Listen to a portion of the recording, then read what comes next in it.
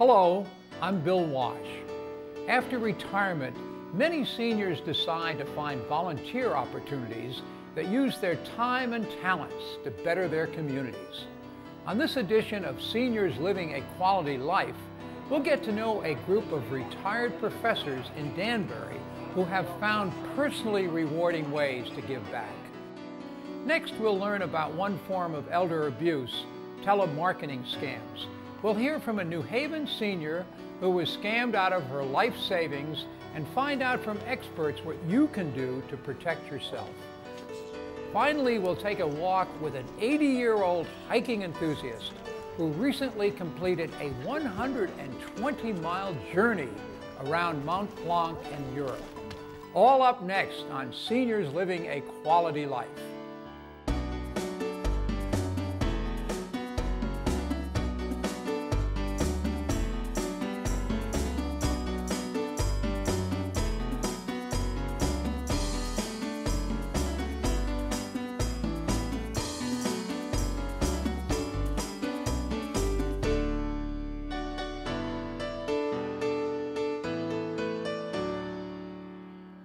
This is a group of mostly retired faculty. Most of us are retired, and for a number of years we've been meeting for lunch. We've known each other for years and worked together, and it's very pleasant chatting again, being back, seeing what people are doing. Many of them are still quite active in their own fields, and it's a nice and intelligent group of people. When I retired from teaching at Western Connecticut State University, which was 1989, I wanted to do some volunteer work in the community, and because of the excellent experiences that my family and friends have had here at the hospital, I decided to come here, so I went to the volunteer department to see what I could do. I usually work Wednesday and Sunday evenings, and I try to get in around 4:30. He always comes, even if it's a holiday, bad weather. He's always here. He's very kind to the patients. He'll do anything that you ask him to do. He's very helpful. He tries to help the staff, too. My job is to begin with a general gopher. I transport patients, pushing stretchers. If they're going up for CAT scans or other tests, I can take patients up to the rooms when they're being admitted, as long as it's not a very critical case where they have to have emergency people with them. We have 230 volunteers throughout the hospital, and they put in an average of 28,000 hours a year. We have a lot of volunteers who've come and stayed for a long time. They're very helpful in the department, and actually I don't know what we would do without them. Ed has been in our as volunteer in our department for many, many years, and serves as a bridge between the care of our nurses and docs to the patients, to maintain some the basic physical comforts that we like to provide, and also to provide emotional support. In emergency medicine, as in medicine in general, the elderly population representing patients is quite large and is getting larger, and it's very important to have individuals who share that life experience in our department with our patients. I also spend time, if I'm not specifically doing something, chatting with patients, and particularly those who come in alone. I've been here on a stretcher twice myself, my ambulance, and I know it can be pretty lonely. You have to wait sometimes several hours. So I try to spend time, encourage them. I get blankets for them, pillows, and try to be pleasant, kid around a little bit too. And I've got to put the other side up, because I get heavily criticized if I arrive and the patient has slipped off the bed. Okay, here we go. It's very good for me psychologically, because as you get older, you go through a bunch of illnesses or accidents yourself, and you start feeling sorry for yourself and wondering, why me? Then work in an emergency room and you realize how much better off you are than some other people. So it's a little bit humbling in that respect. And I usually go home feeling I've helped somebody a little bit, and that's a very nice feeling. And I find that the work here is what justifies my existence now, and something that defines me. It used to be the college when I was full-time there. I don't have that, and this is very important to me. I look forward to it whenever I come in. Well, when I retired from WestCon in 1999, one of the first things I wanted to do was come to the Master Gardener program. I was teaching the plant courses, a lot of them at Western Connecticut State University, and plant physiology, botany, local flora course. So I decided that the Master Gardener program was perfect, and I just loved it. It was wonderful. I'm one of the people, and we have others at WestCon, who really don't want to leave the field. They don't want to do something different. This is sort of similar to what I was doing at WestCon, but for a different audience. Jean comes in twice a month to volunteer.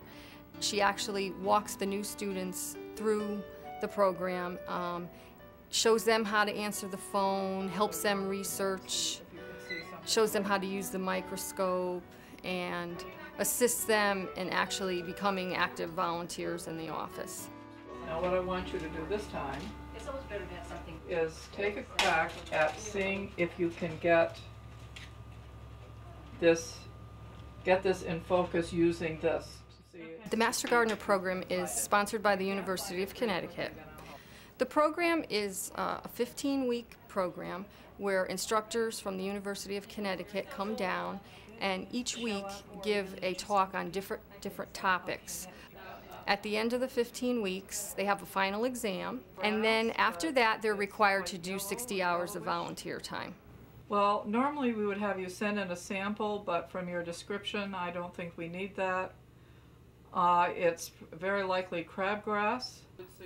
I answer the phone, we fill out paperwork indicating what the person's problem is. Often they have things that we have to call them back, do research on it, or often tell them to bring in a sample. Volunteers are extremely important to our program. We could not do without volunteers. And many seniors are a really important part of that because they have the time to devote to the program. There are several things I get out of this. The interaction with the people in the office. It's just nice to come into an office where there is somebody else. And so we'll get together and start working on the various problems that there are. And it's just fun doing this problem solving together. The main reason that I decided to involve myself with volunteers was that I grew up believing that my vocation was to be a teacher. And so I taught for many years in college and then went into administration and then librarianship, which in its own way is a teaching. And then when I retired, it seemed that going back to something like volunteers, literacy volunteers would be the correct way to go. I love to teach and I love to see the opportunities that individuals have. That the closest scrutiny.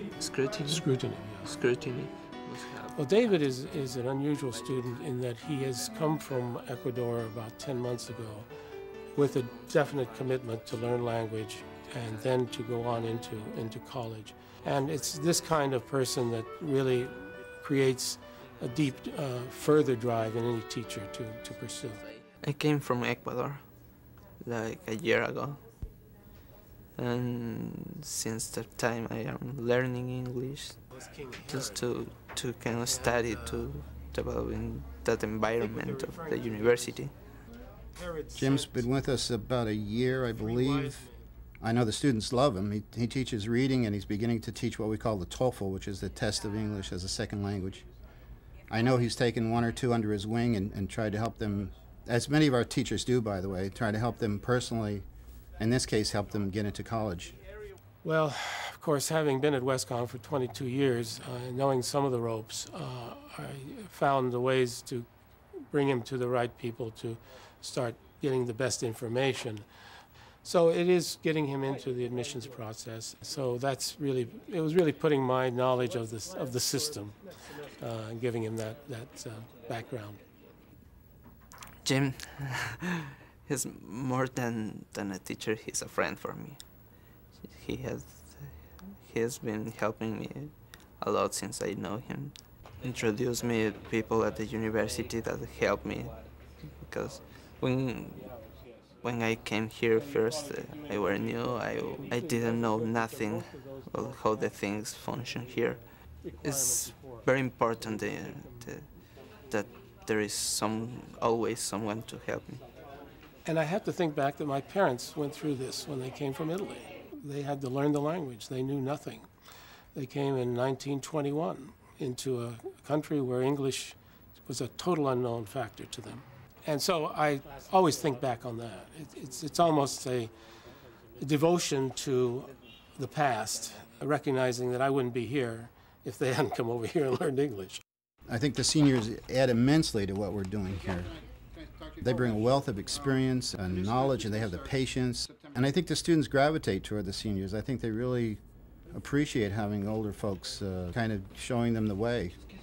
What I gain from all of this, of course, is the pleasure of seeing the language grow in a particular individual. Sometimes you don't realize it because it happens so slowly, but something will trigger you to realize that, boy, over these last months, they really have gone along. And it's a wonderful feeling which you immediately express to them.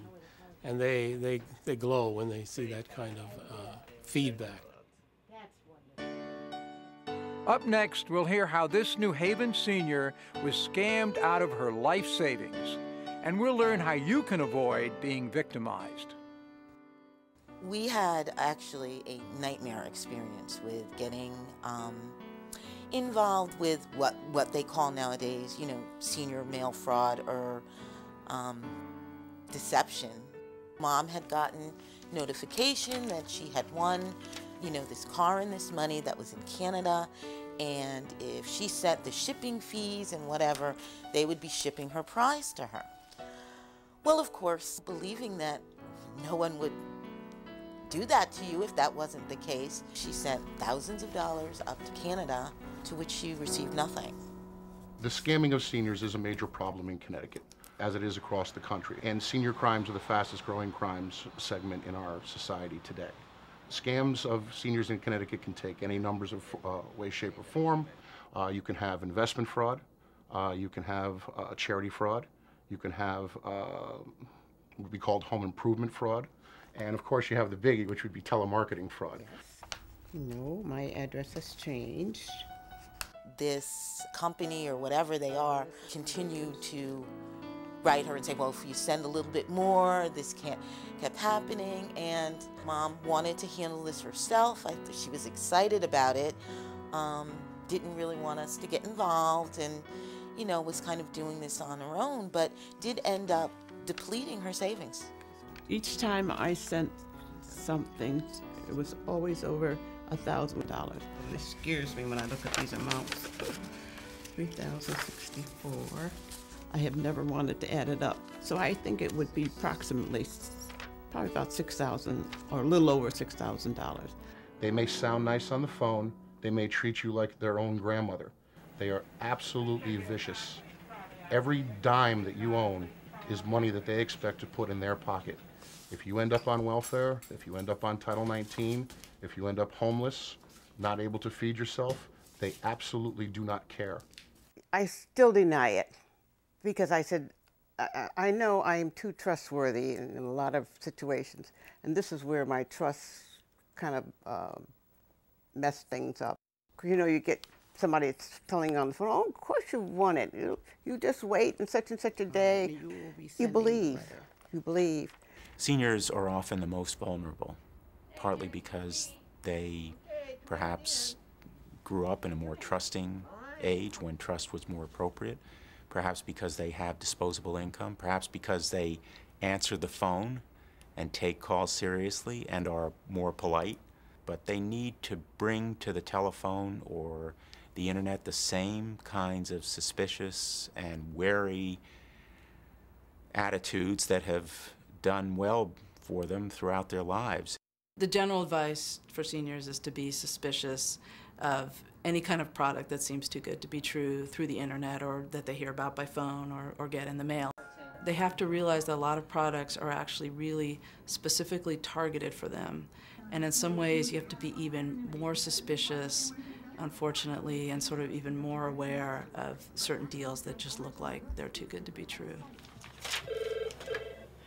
Attorney General's office. What we found is that the foreign lotteries, particularly from Canada, the sweepstakes operated from out of the country are a particularly pernicious and insidious scam that target seniors. And we advise people never, ever respond to those kinds of foreign lotteries, particularly when they request advance payments, whether it's a loan or a sweepstakes or a lottery. Any demand for an advance payment by somebody calling on the phone should immediately sound an alarm. Once the check leaves the country, your odds of seeing any of your money back are slim and none. There's nothing we can really do outside of the borders. It's very, very unfortunate. I didn't think anything like this was possible. And it's difficult because losing employment, not having the resources, only being able to live off of Social Security, she realized that her finances were stretched, and this seemed like this was the thing that was going to come in and save everything. I think, you know, elderly people are extremely vulnerable because they're living on such a tight financial situation, and it's just such a horrible, cruel thing to do, because what it does is it takes someone's difficult situation and makes it impossible. Makes it much, much worse, yes. Mm-hmm. The prevention of fraud would be a main focus of my office, in that it is so difficult to prosecute some of these cases. I stress to seniors, if you do not initiate the phone call, then probably not even pick it up. I advise everyone to get on the Consumer Protection No Call list. I advise everyone to get caller ID, to get call blocking. And then never give out information on the phone about bank accounts, Social Security numbers, credit cards, especially to someone who's calling you rather than you're calling them. The other thing I would advise people to do is, if you are scammed, would be to contact the local police department immediately. People wait too long, and by the time these things get to me, it's often too late to prosecute them.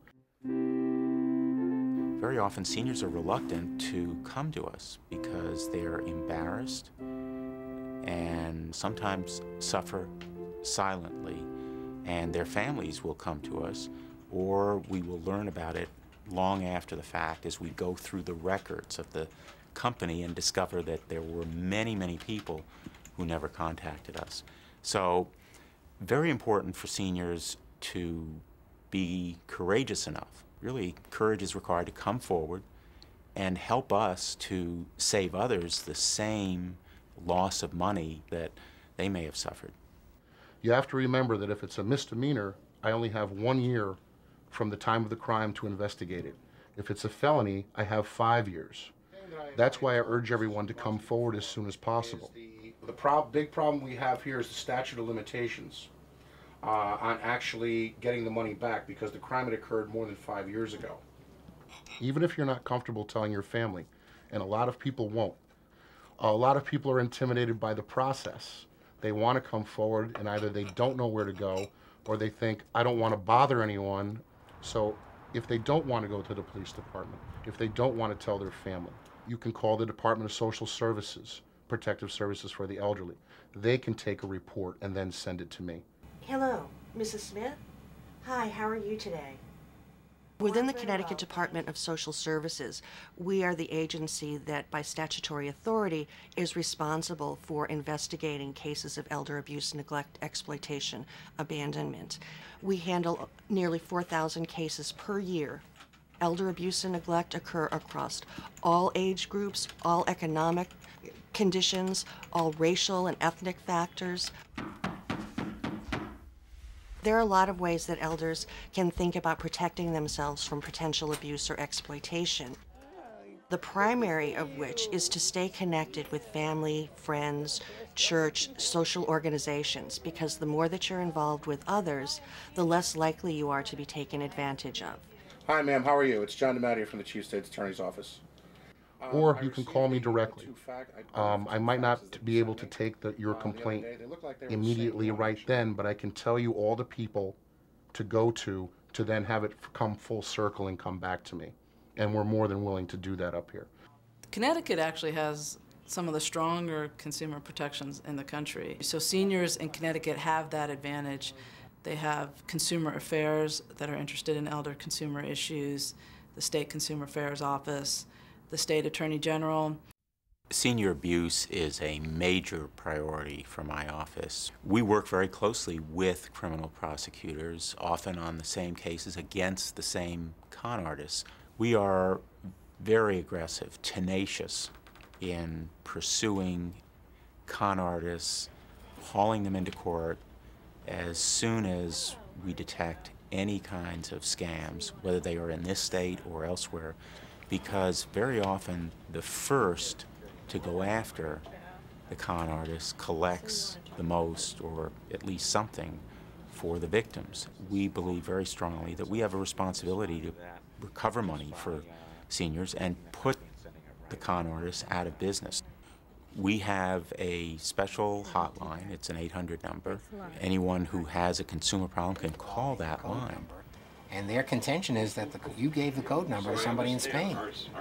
We have senior volunteers who are, in effect, senior advocates, consumer advocates, who go to bat for seniors when they lose money. And they are very effective because they can call in my name and say they're calling for the Attorney General. And very often that call alone will produce results. I don't allow it to happen anymore. If anybody calls me and tells me I want something, I just pay no attention to it. I say, oh, that's nice. I said, but you call somebody else, and I hang up on them. You just know, right, well, you're not going to go into debt again for something like that. It'll not happen again. Not happen again. Many of us enjoy a good walk, but this Connecticut senior has taken it to a whole new level.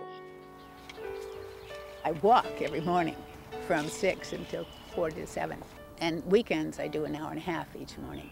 I like being out in nature. I like the physical stuff because I'm a mover. And I like the chatting with the buddies that I'm hiking with. So I just come out and hike over here at Talcott Mountain when I'm trying to get in shape. Skip is a really good friend who I'm glad I have because she's somebody that I can look to for my future, because I'm active the way she is, but there's a generation between us, and I just admire the way she always is up. I have not taken hiking trips, per se, until about the last 10 years, because up until then I did a lot of traveling, but it was there was so much culture and art stuff that I wanted to look at, and so I had to wait until till I've seen it all. Now that I've seen it all, I can now concentrate and do the Dolomites and the Pyrenees and the Patagonia down in Tierra del Fuego and stuff, and things that I couldn't do in the beginning because I didn't have time, and now I can. It's like traveling around the world when you know Skip, because you get to experience Amsterdam and Japan and South Africa and the Antarctic.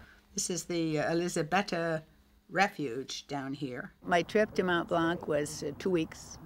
We hiked actually 11 days and started out in Chamonix in France. Went into Italy for 2 or 3 days and then looped around and got to Switzerland and then ended up back in Chamonix. And each day when we went out, we climbed about 2,000 to 3,000 feet up, and then we walked on what they call a balcony, which is the cliff, and walked along with mountains on either side. It was gorgeous, snow all over the place, wonderful. To hear Skip talk, you think that she can take all these trips because she has tons of money, but she spends her money on her travels. She's got the same pair of hiking boots for 30 years, and when she went to buy a new oven, she bought one that wasn't self-cleaning so she could save money on her oven, so she could have her money to travel. This was worth coming all the way up for this. I seem to have 2 speeds, either on full blast, which the hiking works out very nicely, and I enjoy that, or off when I just sit and read, which I like to do. Oh, super. What time? The whole neighborhood calls her Granny Skip. And what's nice about that is that's another whole group of kids that don't think being 80 is an old lady. So what are we looking at? What's that mound right there? The grandchildren are not very surprised about my hiking because I've always been fairly physical. So they count on me doing that, and it doesn't surprise them that I mow the lawn and then I shovel the drive and then I go hiking, because that's what grannies do, I guess. Join us next time as we learn what it takes to participate in the Connecticut Senior Games. And we'll find out from experts how we can better prevent falls. And we will meet older adults who are using a senior job bank in West Hartford to find new sources of income and a new purpose in retirement. All next time on Seniors Living a Quality Life. I can't see the camera like this. I want to see like the shine. I want to see his face, his eyes moving. I know. Get me in the shot. All right. Exactly. Yeah. Good. Okay. Can I stand next to you? No. No. This is my space. Oh. Now, what's the problem back here, kids? No. How about if you stand here? Because then I can't see around camera. Oh, you can't? What do you need to see around me? How's that? That's great. Good. Okay, good. Everybody's happy.